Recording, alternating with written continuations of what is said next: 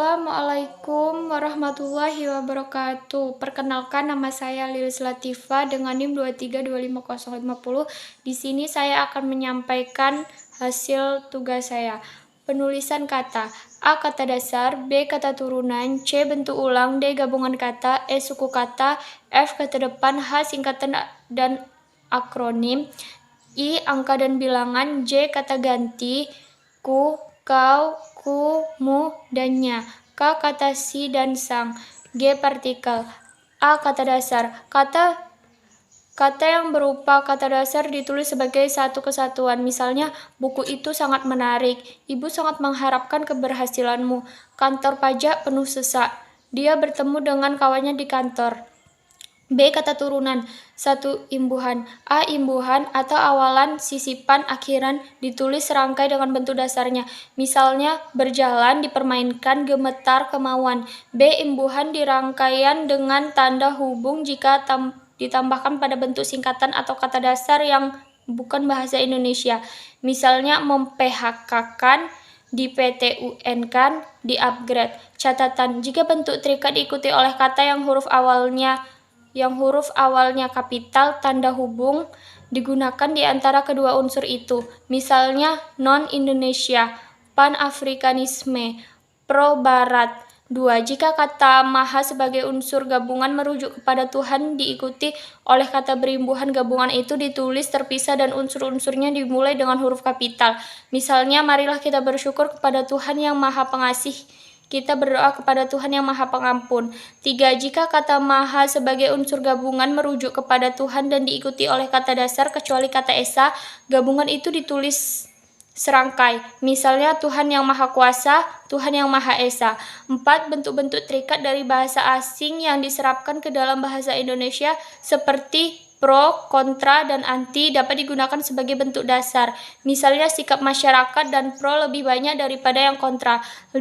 Kata tak sebagai unsur gabungan dalam peristilahan ditulis serangkai dengan bentuk dasar yang mengikutinya, tetapi ditulis terpisah jika diikuti oleh berimbuhan. Misalnya, tak tembus cahaya, tak bersuara. C. Bentuk ulang. Bentuk ulang ditulis dengan menggunakan tanda hubung di antara unsur-unsurnya. Misalnya, anak-anak, mata-mata, biri-biri, hati-hati, kuda-kuda. Awalan dan akhiran ditulis serangkai dengan bentuk ulang. Misalnya, kekanak-kanakan, perundang-undangan, dibesar-besarkan, memata-matai. D. Kata gabungan. Satu unsur-unsur gabungan kata yang lazim disebut kata majemuk ditulis terpisah. Misalnya, duta besar. Gabungan kata yang dapat menimbulkan kesalahan pengertian dapat ditulis dengan menambahkan tanda hubung di antara unsur-unsurnya untuk menegaskan pertalian unsur yang bersangkutan. Misalnya, anak istri Ali. Anak istri Ali. Gabungan kata yang dirasakan sudah padu benar ditulis serangkai. Misalnya, acap kali dharma siswa, puspawarna. E. Kata depan. Kata depan di, ke, dan dari ditulis terpisah dari kata yang mengikuti kecuali di dalam gabungan kata yang sudah lazim dianggap sebagai satu kata. Seperti kepada dan daripada. Misalnya, bermalam sajalah di sini. Di mana dia sekarang? Mereka ada di rumah. Ia ikut terjun ke tengah kencah perjuangan. F. Partikel. Satu partikerlah kah dan ditulis serangkai dengan kata yang mendahulunya. Misalnya, bacalah buku itu baik-baik. 2. Partikel. Apapun ditulis terpisah dari kata yang mendahulunya. Misalnya, apapun permasalahannya, dia dapat mengatasinya dengan bijaksana. Catatan: artikel pun pada gabungan yang lazim dianggap pada tulis serangkai dengan kata yang mendahului. Misalnya, adapun sebab-sebabnya belum diketahui. G. Singkatan dan akronim. G. Singkatan ialah bentuk singkat yang terdiri atas satu huruf atau lebih. A. Singkatan nama orang, nama gelar, sapaan, jabatan, atau pangkat. Misalnya, Aha Nasution, Abdul Haris Nasution. B. Singkatan nama resmi, lembaga pemerintah dan ketargaraan, badan atau organisasi, serta nama dokumen resmi. Misalnya, DPR, Dewan Perwakilan Rakyat. C. Singkatan umum yang terdiri atas 3 huruf atau lebih diikuti 1 tanda titik, misalnya yang terhormat. D. Singkatan gabungan kata yang terdiri atas 2 huruf atau lazim digunakan dalam surat menyurat, misalnya an, atas nama. Lambang lambang kimia singkatan satuan ukuran takaran, timbangan, dan mata uang, misalnya K, kilogram. G2. Akronim ialah singkatan dari 2 kata atau lebih yang diperlakukan sebagai sebuah kata.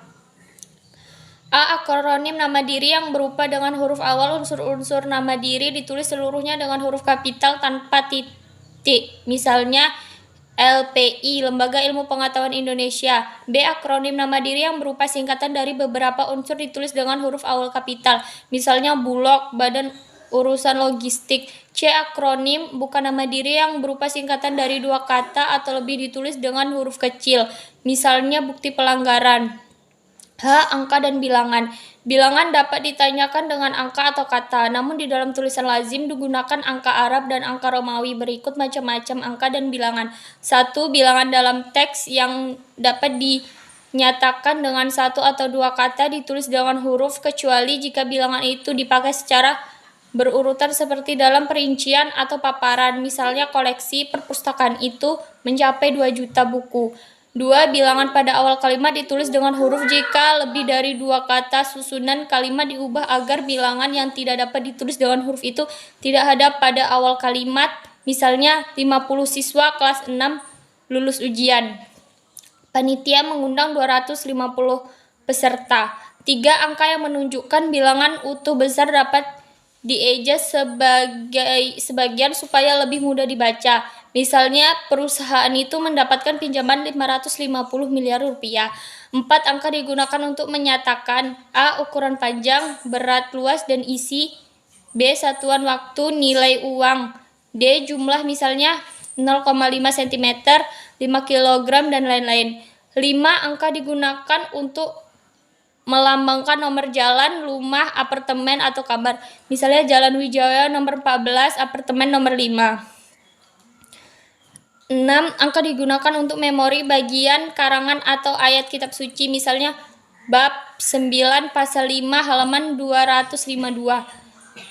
7. Penulisan dengan huruf. Bilangan utuh misalnya 12, 30. Bilangan pecah misalnya setengah, seperenam, 16. 8. Penulisan tingkat. Misalnya pada awal abad 11 angka Romawi kapital. Dalam kehidupan abad ke-20 ini huruf dan angka Arab pada awal abad ke-20. Huruf penulisan bilangan yang mendapat akhiran-akhiran berikut aturan, misalnya 5 lembar uang seribuan tahun 1950-an. 10. Bilangan tidak perlu ditulis dengan angka dan huruf sekaligus dalam teks, kecuali di dalam dokumen resmi seperti akta dan kwitansi. Misalnya di lemari itu tersimpan 805 buku majalah. Kantor kami mempunyai 20 orang pegawai. Jika bilangan dilambangkan dengan angka dan huruf penulisan harus tepat. Misalnya saya lampirkan tanda terima uang sebesar 900.500 rupiah. 1. Kata gantiku, kau, dan mu, dannya. Kata gantiku dan kau ditulis serangkai dengan kata yang mengikuti ku, mu, dannya. Ditulis serangkai dengan kata yang mendahului. Misalnya buku ini boleh kau baca.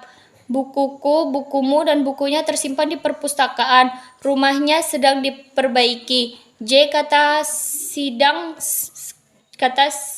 sang. Kata sidang sang ditulis terpisah dari kata yang mengikutinya.